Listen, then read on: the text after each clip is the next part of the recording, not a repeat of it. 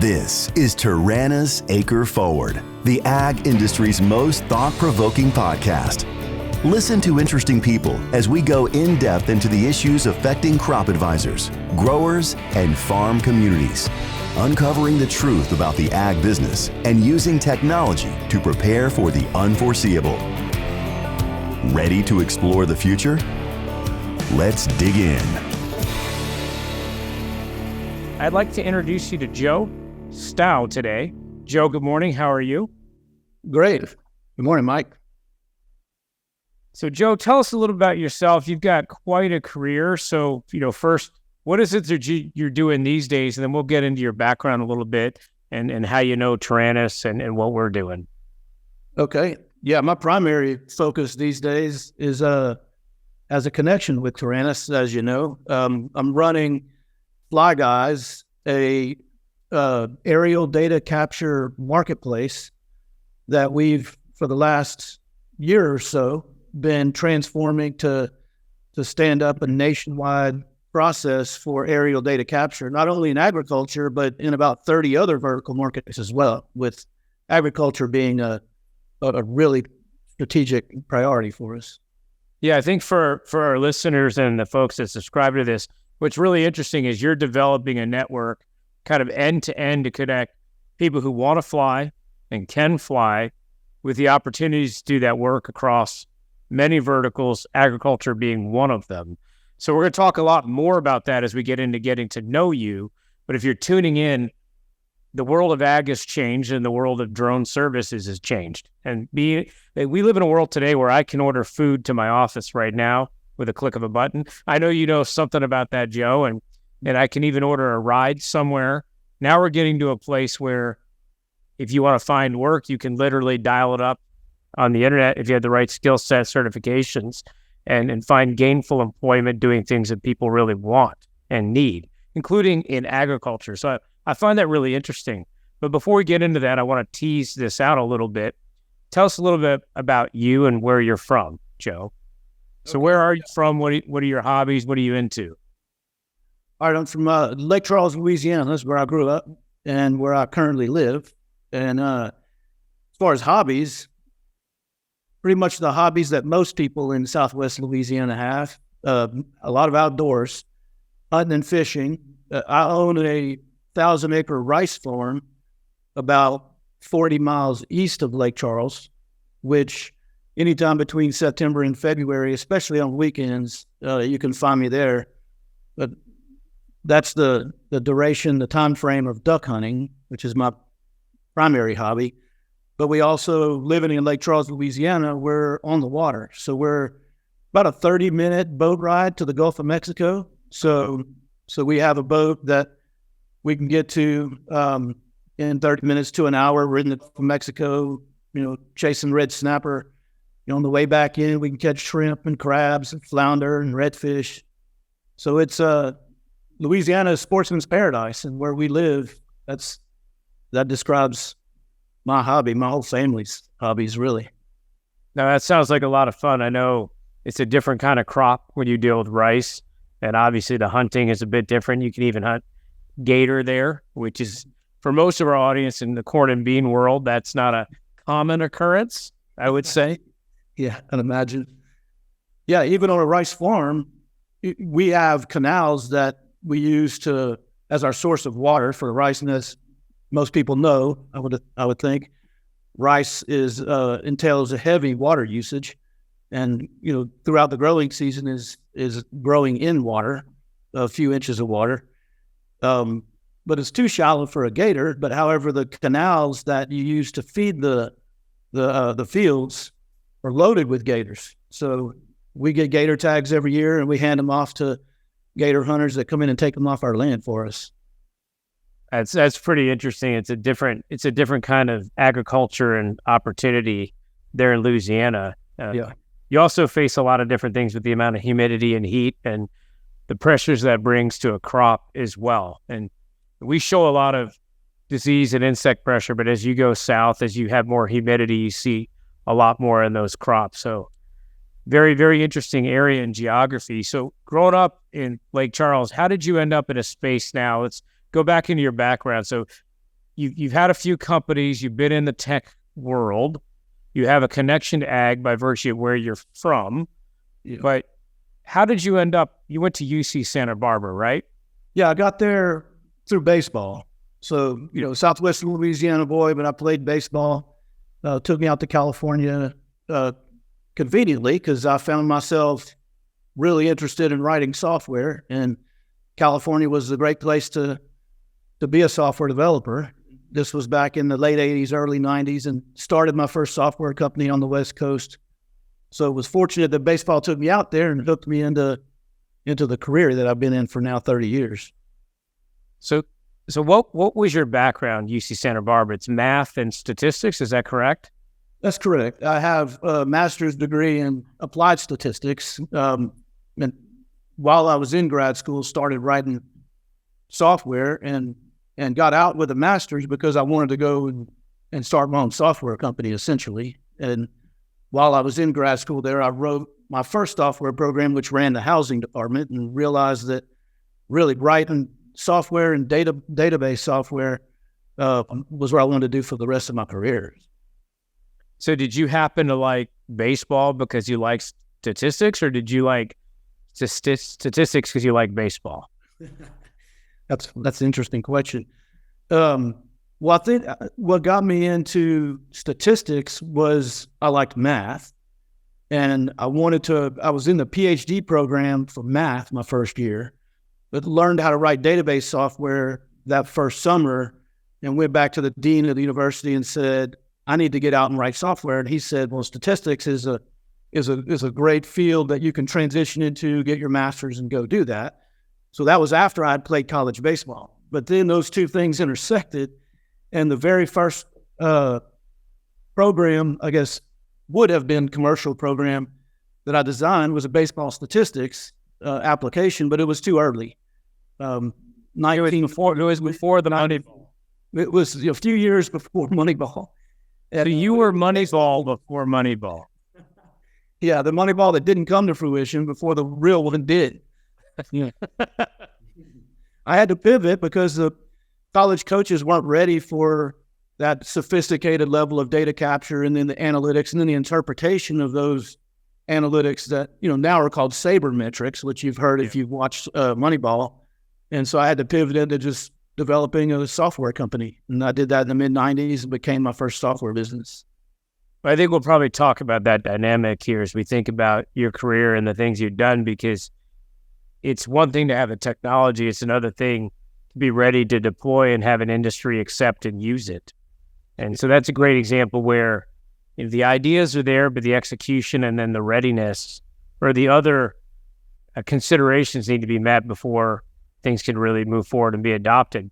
So real quick on stats, what is applied statistics? What's the difference between applied statistics and, say, statistics? Just are these stats that you use? Is that what that means? Yeah, applied statistics like using multivariate regression, which actually the sabermetrics is a good example. Okay. Bill James he's kind of the godfather of sabermetrics and baseball analytics, simply just took a whole bunch of different metrics like batting average, on-base percentage, slugging percentage, and a bunch of different ones, and he used regression-based statistics to use math to tell them which of these statistics have the biggest impact on winning games. So, right, so that makes sense. Statistical method.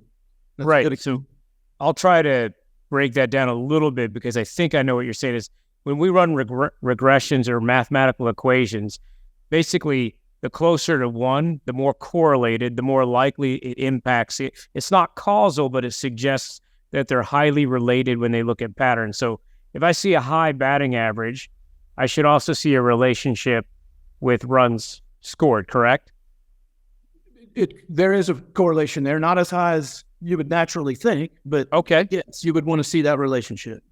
Right. So sometimes the things we look at and see, and we make connections to, the math when you put it together shows you things that maybe you wouldn't have otherwise known because they're complex.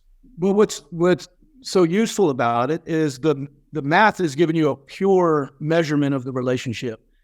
With the human eye, you think you see a relationship between A and B, and the math either tells you there really is one, or there's less of one than you thought. That's interesting. Yeah. I think we'll get to that when we talk a little bit about AcreForward stuff that we're doing, because I think it's a lot like baseball. Baseball, you've always had the stats, but as the computing power has come on, and now you have more ways to video and see any of these sports, we know what's going on. In agriculture, we've not been able to do that except for the last couple of years. And that's really not an overstatement. It's really only been the last 3 years that the right tech has come together to enable us to start looking at that. And so I know you've intersected with ag with what you're doing now with Fly Guys, and we're going to get to that. But before you got to Fly Guys, so you leave baseball and you wrote some code for the University of the Housing. Tell me where it went next and what you were doing.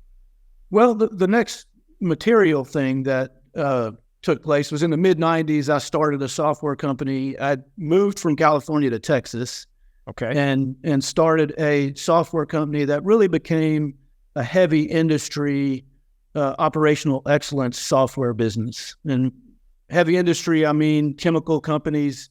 You think of the Gulf Coast, chemical companies, refineries, energy companies, energy, chemicals, nuclear, heavy manufacturing, that type of space. And we were writing really all kinds of software specifically for that space, but landed in an area called operational excellence, which really it comes out of safety, the combination of the practices that lead to better performance in safety, environmental, quality, security, reliability.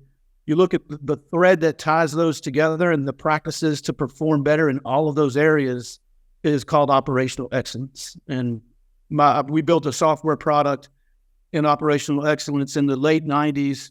By the mid 2000s, the product was in 180 countries and 24 languages, and number one in the world in specifically the heavy industry market, but the really big global companies, that segment of the market is where we were strong.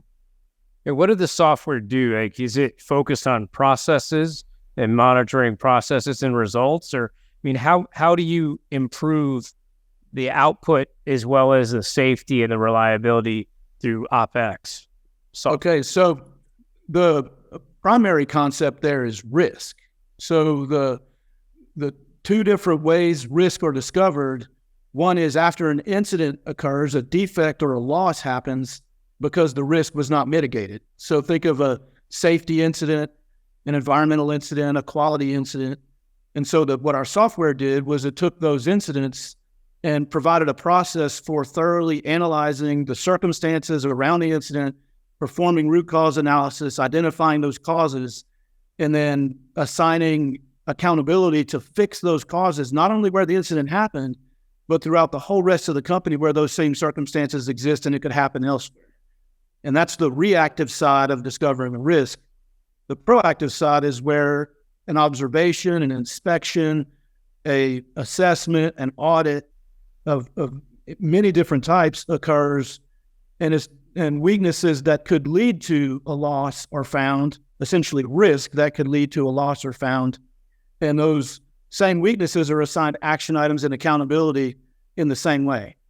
And our software handled all of those business processes. And when you went into a company, take an ExxonMobil, Exxon had our software in every employee in the world, all 90,000 Exxon employees, and at Shell, 128,000 Shell employees, everyone with a user code and a user of our software.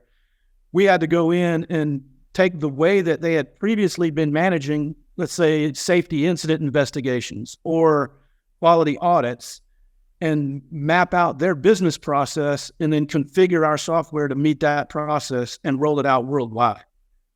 And that's the steps that it took to implement an operational excellence software program that really automated those business processes for identifying risk that could cause loss in either safety, environmental, quality, reliability, and so on.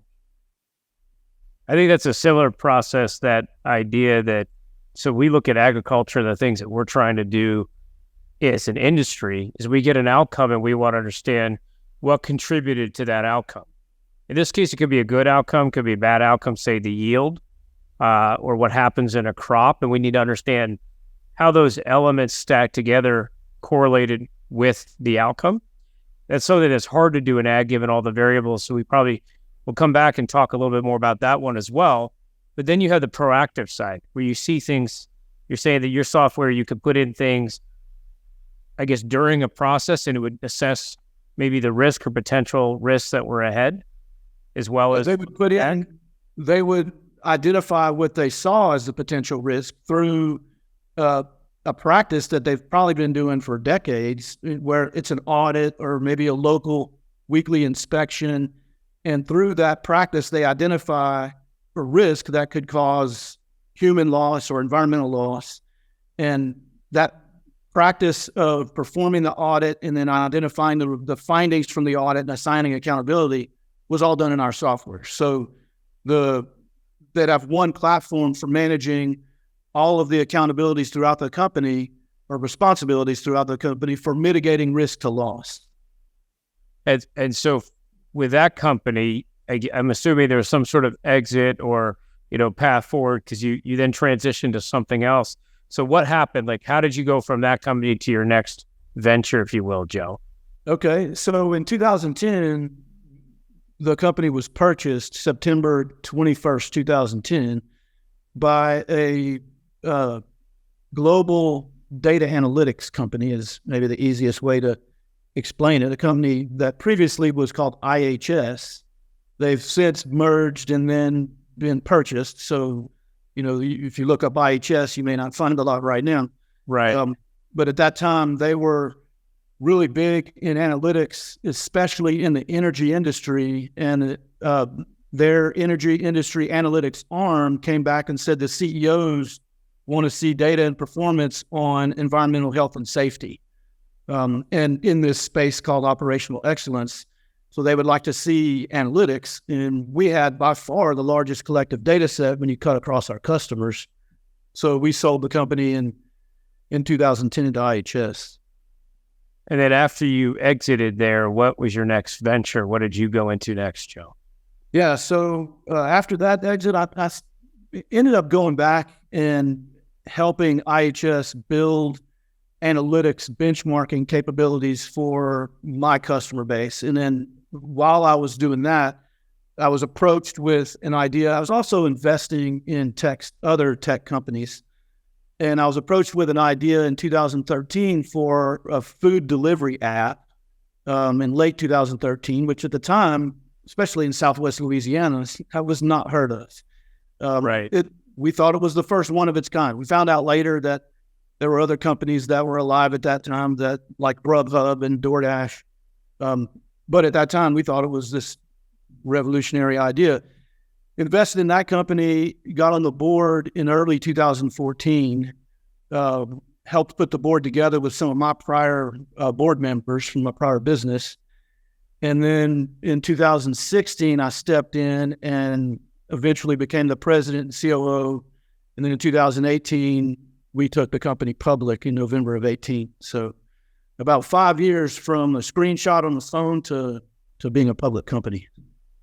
That's a pretty big achievement. Tell me a little bit, what's it like to take an idea like that and start to build a company? What were the things that surprised you when you say, look, I'm going to build, I guess, an app that allows me to connect restaurants with people and allow them to place orders, make orders, take orders, track orders?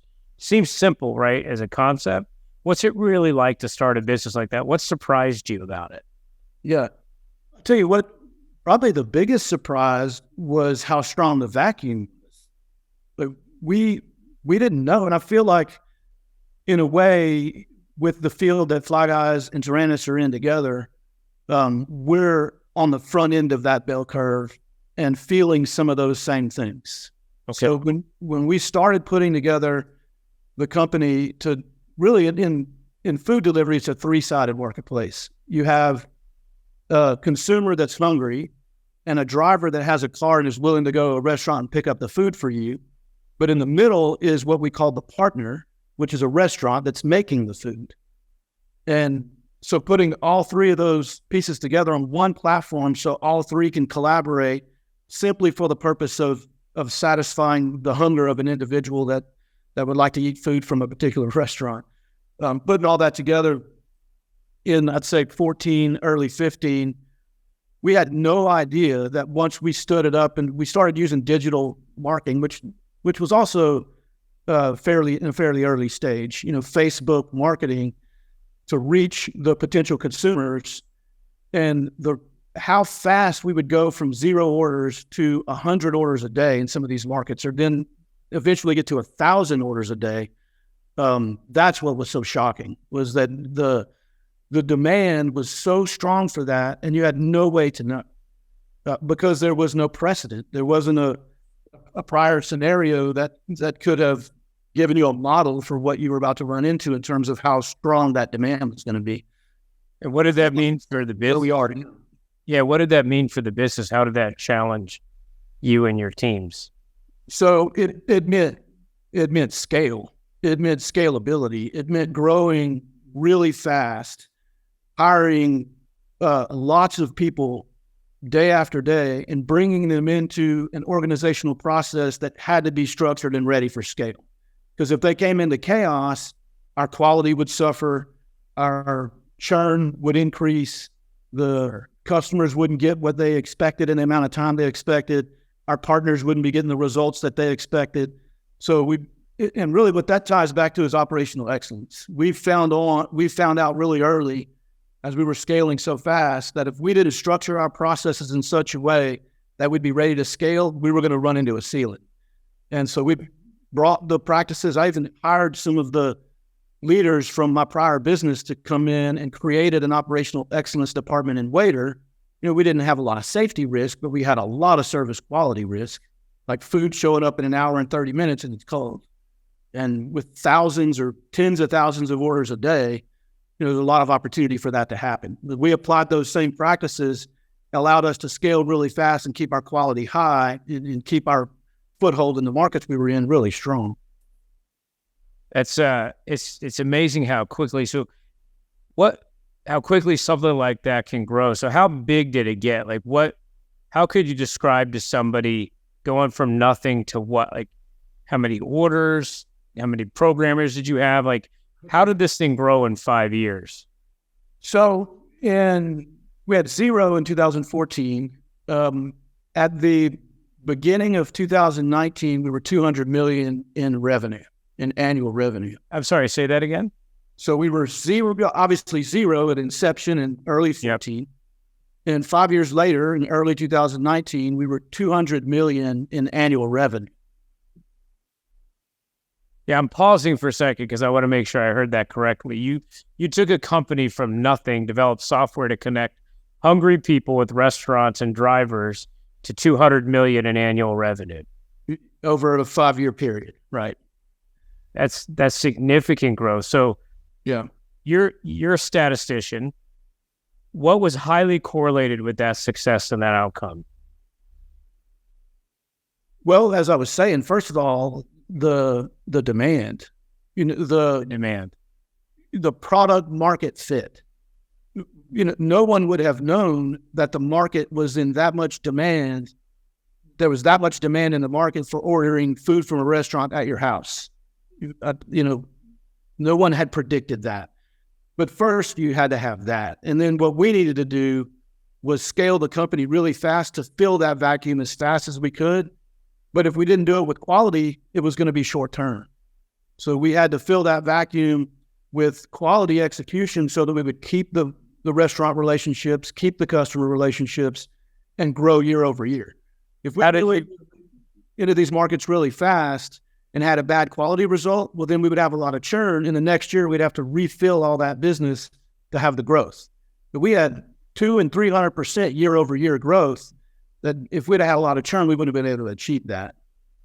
How were you able to get the attention of the restaurants to engage with this opportunity, and then the drivers? How did you find all of these people and make it easy to work with? Interesting. Your company. Yep. Yeah. So with the restaurants, we had a function in our business that was just focused on partner success. So we viewed the restaurants as a partner, not a customer, because their success led to ours. If they had more customers feeding from them, and they were growing their business, then we were growing ours because we were a marketplace. So we had a department that was just purely focused on restaurant success and worked with the partners to assure that their business outcomes were being met. And then on the driver's side, we had within each market that we would go into, we would, at that time, Uber was just getting traction. There was a lot of the cities that we were going into didn't even have Uber. Okay. So they had heard of Uber. But one of the strategies we had, we called it the Walmart strategies. If you remember Walmart initially, when it came out, Sam Walton put all of his stores in small rural communities. Yes. And then only moved into the bigger cities later. Well, so that was our strategy. We wanted to put our capabilities in cities that within 2015, 2016, Uber Eats and Grubhub were starting to raise their head in the big markets, but they weren't touching the 50,000 to 500,000 population cities. And so that was our target. And we would go into those cities. Well, when we hit one of those markets, for one, the restaurants didn't have another player like us that was scaled and could scale with quality and rapidly. And then all the people in the city that represent the driver demand for even a service like Uber had no alternative. Uber wasn't there yet. Rideshare wasn't there. And certainly none of the other food delivery apps were there. So we brought that opportunity that gave a lot of the employees, a lot of the residents in a community an opportunity to make more money. It's sometimes a side job, sometimes their only job. But the vacuum was also pretty hot on that side as well. So a lot of demand in general. And then how did you make your product easy for people to work with? Yeah, so that question you would have to ask in three different ways, because we had a consumer-facing product, so that's the individual that's receiving the goods, that you'd want it to be easy for them to submit an order and transparent for them to track an order. So they could see that, hey, I submitted the order 17 minutes ago, where is it? Well, it's being prepared, or it's been prepared, it's being packaged and waiting on the driver, or the driver has it and is bringing it to you and it should be there in X amount of time. So that consumer-facing app needed to meet their needs. And then we had a partner-facing app, a dashboard for the restaurant, where the restaurant could track all of their business for the day, for the week, project out their business going forward. And so we designed that app specifically to meet their business objectives. And then you have a driver app. And, the driver is basically running their own little one-man sole proprietor or one-woman sole proprietor business. And so we want to make it easy for them to pick up new business, track their opportunities, optimize their business. So that app was built for their business outcomes. So it was really three different apps that we were building to fill the needs for the three different legs of that marketplace. That's very interesting. I think we're, as Tyrannus working with you at Fly Guys, and we look at the industry, we work through and with agricultural retailers and cooperatives as our partner or a customer, and then they have the consumer, which is the grower, and then we work with service providers that obviously fly and acquire the insights. So very similar setup and analogy, just different industry, obviously different challenges, different methods. So it sounds like you've been around these kinds of problems for some period of time. So following Waiter, I'll go back to this because I think a lot of people are going to have questions. You go from 0 to 200 million. There's a lot you're learning and a lot that you're seeing. So we'll keep that in mind as we talk about moving forward. Tell us a little bit about how you went from Waiter, so it's wait with an R, to what you're doing today. So I know you're involved in a lot of things. What's your primary focus these days, Joe? Yeah, well, as I mentioned, Fly Guys. Fly Guys. Coming out of Waiter, I resigned as the president and COO 1 year after we went public. So I essentially committed to stay around long enough to see the transition through being public. Really didn't have an intent of staying on and running a public company at that point. in my early 50s, and that just wasn't my desired occupation. So resigned in 1 year later in late 2019, stepped right into COVID after that, as everyone knows. And found myself within a few months sitting on a half dozen boards. And at that point, intended really to be a board member and investor and provide assistance and advice to the leadership team of the companies that I'd invested in and sitting on the board of. And then after getting more involved with Fly Guys and seeing some of the same characteristics we just talked about the food delivery marketplace and the demand, and seeing the front end of that demand curve, seeing a lot of those same signals, seeing an organization that was young and needed to rapidly mature and to have more scalable processes and technology as an opportunity for me to bring my skills. And I made the decision to go from, a full-time board member scattered across a half dozen companies to a full-time CEO, and stepped in from chairman. I had invested in Fly Guys a year and a half ago and took the chairman of the board seat, stepped into CEO a few months ago and made the decision I'm going to make this permanent, raised capital, and applying that capital to build a marketplace platform very similar to what we did for Waiter, but to go after the analogy that exists in the aerial data capture marketplace. So tell me a little bit about that platform and Fly Guys for people who may not know. So somebody listening to here's Fly Guys, marketplace platforms, a lot of business stuff there. What is it that you do at Fly Guys?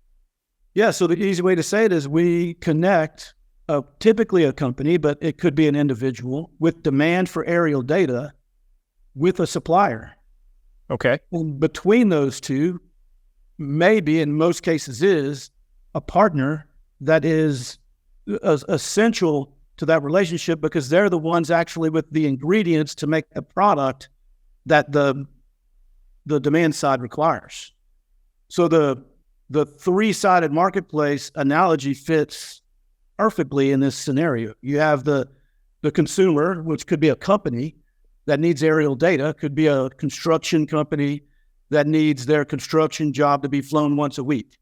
It could be a real estate investment trust, for example, that holds a bunch of assets that they need to continue to maintain, and they need to fly their real estate once a year. It could be a solar panel company, a company that owns solar farms, right, that needs to do inspections on their solar farms. It could be a cell tower company. There's about 30 different vertical markets, one of which is agriculture, and all these companies represent the demand side. And what we're specifically looking for is those companies that have high frequency demand. Agriculture represents high frequency demand because of the nature of the work that you're doing, where you're wanting to fly the same acreage multiple times as the growing season progresses. So that defines high frequency demand. That's on the demand side. On the supply side are about 300,000 individuals who have an FAA license to fly a drone commercially. And those individuals are just that. They're typically individuals. They may have their own little LLC. They may have an LLC with a few, friends or colleagues that they fly jobs together, but they typically don't have a scaled operation behind them. Optimized business processes and the ability to deliver anywhere in the country. They typically are kind of regionally focused, maybe even focused with competency in one vertical. So you have that being the supply side, the demand side that I described earlier. And then that partner in the middle is an analytics company like Tyrannus, that if all you had was the data coming from a pilot going over the fence to a grower, they would get little to no value out of it. They would get a picture of their plants. But the Tyrannus provides the artificial intelligence and the know-how to identify problems and identify opportunities for the grower to intervene and optimize their outcome. Lower costs for applying the chemicals to improve their yields, and then higher yields.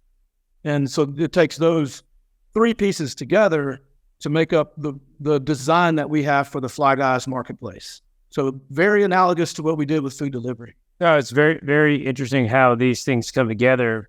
3.5 years ago, kind of the commercial product that you see now, our AcreForward intelligence suite of solutions, the drones didn't quite even exist to do what we're able to do today. The pilot demand or supply, the vacuum wasn't as strong. And so what we've seen change in just 3 years, Joe, is we used to make our own drones because drones didn't exist or they went obsolete to actually carry a payload. Then the optics get better, so we're able to actually stop constructing our own pods and use fully integrated optics and drones that come from places like DJI. And we run the world's largest fleet through drone service provider networks, but we used to build and hire those pilots one-off here and there, different ways that we built systems and we worked with it. Now we've met you and your company as part of what we're doing, and you said 300,000 in the U.S. alone, currently licensed. That just keeps growing. So we're in a different world. I think really for the audience, that's what's new is drones have been around for some time, but the battery technology, the energy technology, the optics, those have all dramatically changed in a matter of 3 or 4 years. And the other change that comes with it is the supply of people to actually operate these things, right? So you've seen that dramatically change across all sectors. You like agriculture because of its high frequency. What are other reasons that agriculture is a good segment or vertical for a company like Fly Guys and aerial imagery? Well, one thing that I like about agriculture is the seasonality of it. Okay. And you have a extremely high frequency demand season and then an off season. And that fits the unique nature of our strategy to build a marketplace that connects demand and supply throughout the year. So you may have for 4 months pilots that are largely dedicated to your agriculture work. Yes. But after those 4 months, you don't have to work for them for the next 8 months. Whereas on the Fly Guys platform, they'll go from 4 months of 5 to 6 days a week flying, corn and soybean or cotton fields to flying cell towers, roofs and parking lots, solar panels, construction projects. So it gives us the opportunity to build up one of the key strategies that we need to build that flywheel for success in the market is high density of competent pilots in every geography. So agriculture has such a high frequency demand during those 4 months. We have to implement a high density of capable pilots throughout those geographies. But then for the next 8 months, we now have that high density of capable pilots to use for our couple dozen other vertical markets or use cases. And when we find demand in those other use cases, we know we have that supply, and that creates that flywheel. The demand is getting service better, the suppliers are getting more jobs, both sides are happy, and they continue to interact with our marketplace.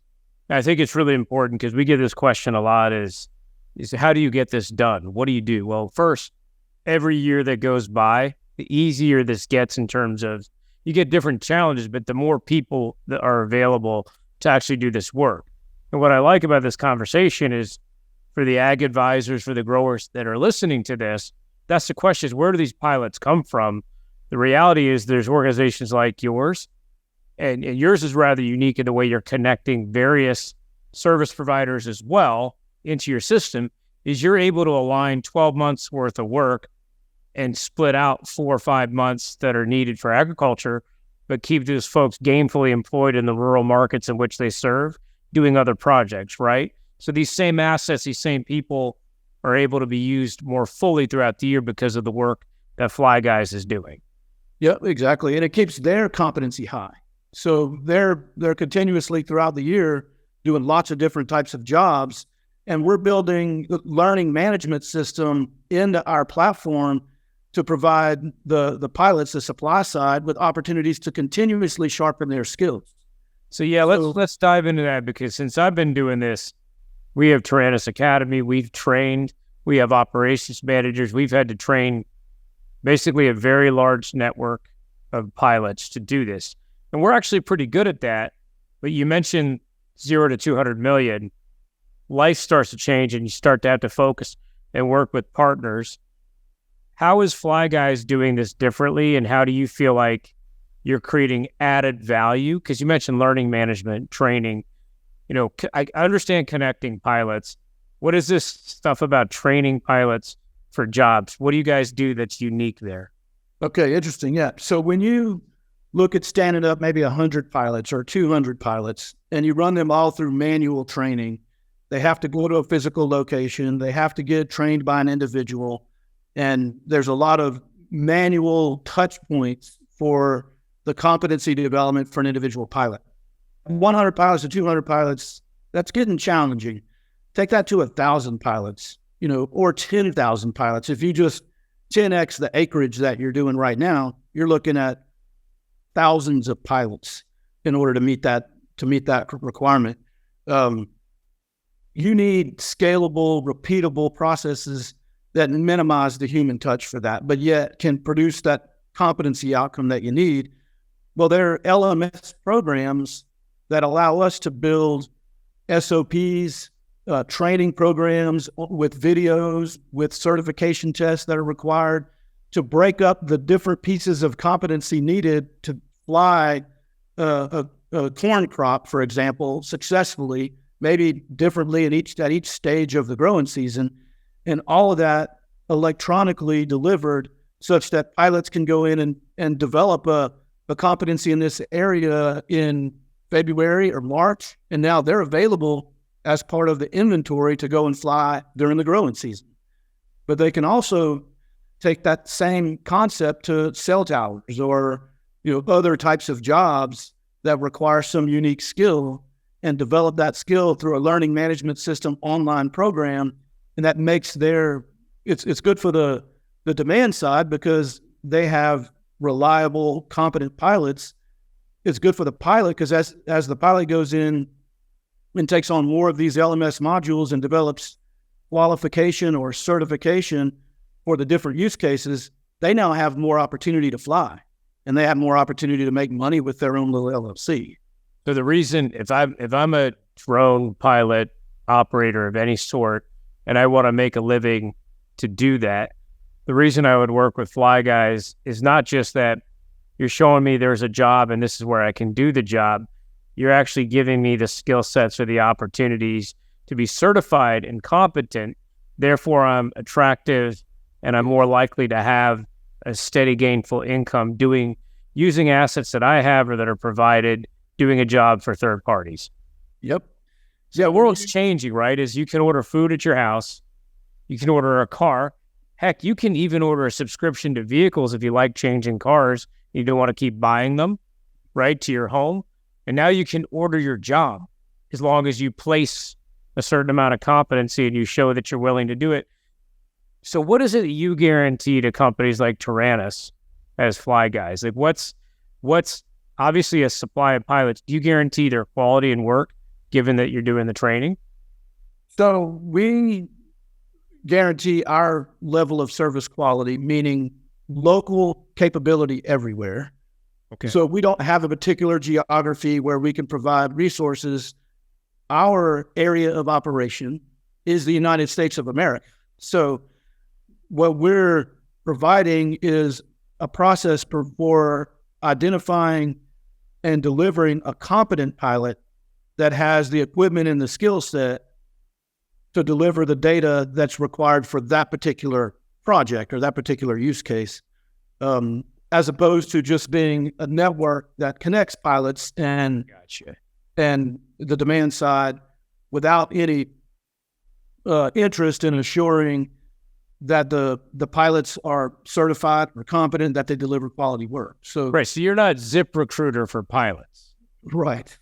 You're actually creating a way for them to certify what they're able to do and have gainful employment, but you're connecting businesses and marketplaces. So that's really interesting that exists. I think that's, for me, we get the question all the time, how do you do these things? Well, that answer changes every year for us at Taranis because we've had to do some of this on our own, and then we meet partners like Fly Guys, and that where you intend to be from this year to next year is going to be very different as you grow year on year, right? So how many pilots would Fly Guys work with in a year?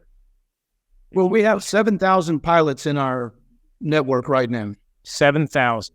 7,000. And we intend to grow that, I would say 10x in the next 2 to 3 years. That's amazing. And you're pretty confident in that growth number given the population that's out there, the adoption that you're seeing? Well, if you look at some of the analysts that are projecting the number of FAA certified drone pilots, yep, the projection is around 800,000 to 1 million within the next few years. So that just means and look at the technology, the quality, like you were saying earlier. So much better. The capability of the technology is going up and the cost is going down. So that just the economics create an opportunity for more people to latch a hold of that device and then use it to create an income for themselves. I think that's really a key point, because I get this question, like, what is it that you do? 3-4 years ago, people would ask about this, and it sounds crazy, right? Drones over crops. Every year we do this, you start to hear different questions. And for us, yep, we could have a bunch of drones out there. We don't have to make them anymore. We don't have to do our own optics. We can use what's in the market. We've done a really good job sourcing and getting skilled labor to do this. But that's, as we scale, we have to scale with partners. And what this conversation showing is that there are new companies that are rising up that see that opportunity to meet that challenge as we grow. So the question is, scale is not one that Taranis will do on its own, but rather the market, companies like Fly Guys, other companies are doing things in concert with Taranis, right? So DJI has done some things with their drones. You're doing some things with a marketplace. So we can focus on the artificial intelligence and the analytics and our specialized operational needs with partners like you to make sure that this is done. The drones get easier, the flying gets easier, they get smaller, they get cheaper, but it's still a people business. And I think that's what I really wanted to get out from this conversation is you wake up every day just thinking about how to connect people. And that's what we think about. We're thinking about, yep, we can analyze, but we know what's happening on the acre to a leaf level. But every day we wake up with our customer success team, focus on the experience of how do we connect an ag advisor sitting at retail or a cooperative, working with the grower and create a tighter connection with software. And I had a group I spoke to last week, and that's what makes a company successful versus not. Is you think about how people connect and you design around that, you'll have a successful business as long as you're meeting a need. I think in ag, the need is clear. No one's going to scout acres the way they did 5 years ago. It's inevitable that what we're doing is going to scale across the few million that it's on now to several millions of acres, because this is a highly efficient and effective way to know what's happening. So I'm going to go back to your statistics background. When we can record what's happening in a systematic, frequent way on the acre, now we understand the outcome we got a lot better. We understand how to repeat successful things and avoid things that don't correlate with success, right, Joe? And what's neat about what you do is you're taking that approach to a marketplace to skill up and connect skilled pilots to meet that need. But your background actually dovetails quite nicely with what we're doing on the acre from a stats point of view and understanding what's happening there. So it's interesting how those experiences converge when I look at your background and what Fly Guys is doing. And it's an interesting relationship. I wouldn't have predicted 3 years ago. I knew networks would grow, but I wouldn't have predicted that your company would exist the way it exists today to kind of solve that problem. Yeah. I guess that's the way a free market works, right? Yeah, exactly. There's a big vacuum there. Someone's going to go fill it. And that's our strategy, is just that narrow function of collecting the data, but doing it at a really high scale and continuing to do it at a really high scale with high quality.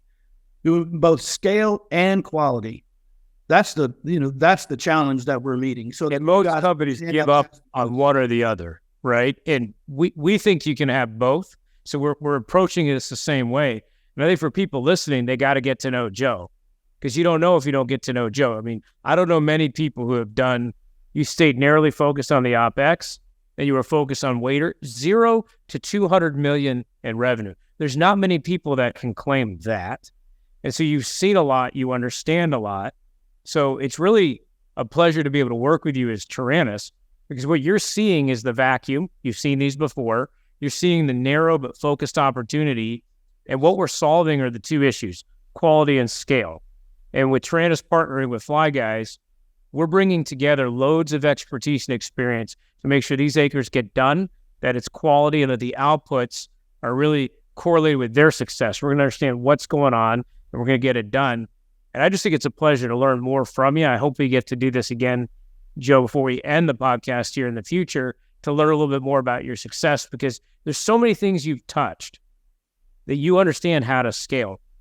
Before we end the podcast, what I'm trying to get to here, what are the biggest things as a leader when you look at solving growth and scale issues, but maintaining quality? How do you make sure you keep a balance between those two as you grow a business? You've done this a few times. So what's the secret?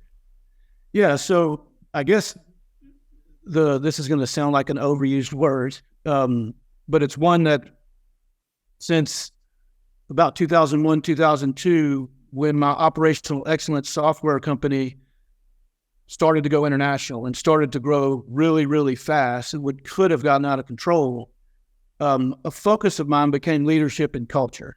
And really culture being the primary focus, staying focused on now the term that's used as human capital, but that element of your organization that keeps each department leader and each colleague within every department not only focused on the mission, but it's inspired by it and inspired by being a part of it, and having a balance in communications and a continuous focus on developing the interpersonal capability of each of the individuals.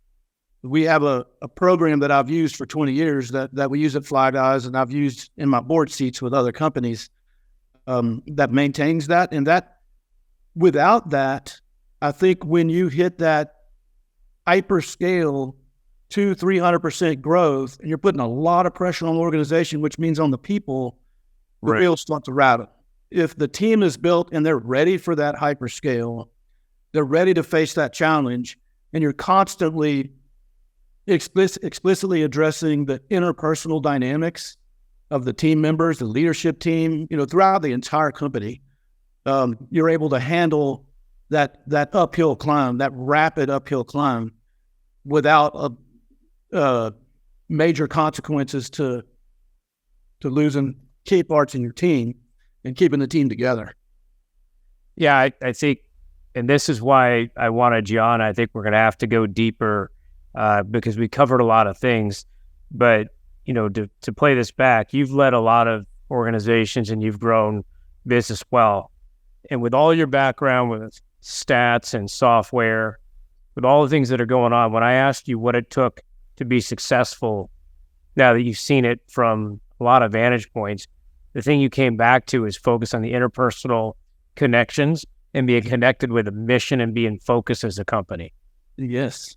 So the tech you can find, it's important, but the magic is really a focused mission and helping teams work better and I guess adapt to the challenges and overcome them as they arise as you do something new.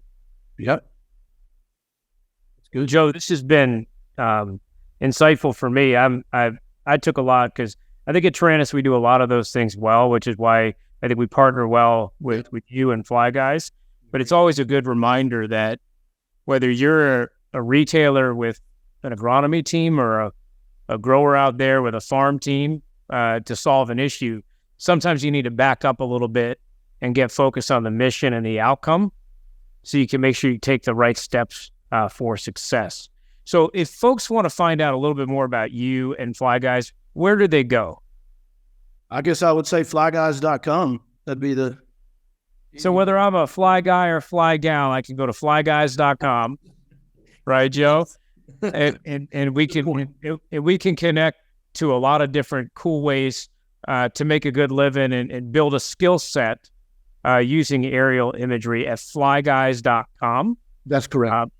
That's excellent. And anybody who's licensed should be able to go there and learn more. And If register. they're not licensed, can they connect with Fly Guys to find out more about how to do that and maybe what they need to do? Absolutely. That's our pilot success department that you would get in touch with there, and they'll guide you through the process of getting the certification that you need and start connecting you to jobs. That's fantastic. So for those listening, please go to flyguys.com. I want to thank Joe for joining us today. He's got quite a background and an extensive knowledge in not only stats, but leading and building companies to deal with scale and quality, challenges and opportunities in new markets. So sounds like a perfect partner for Trantis. So again, thanks for joining the discussion today, Joe.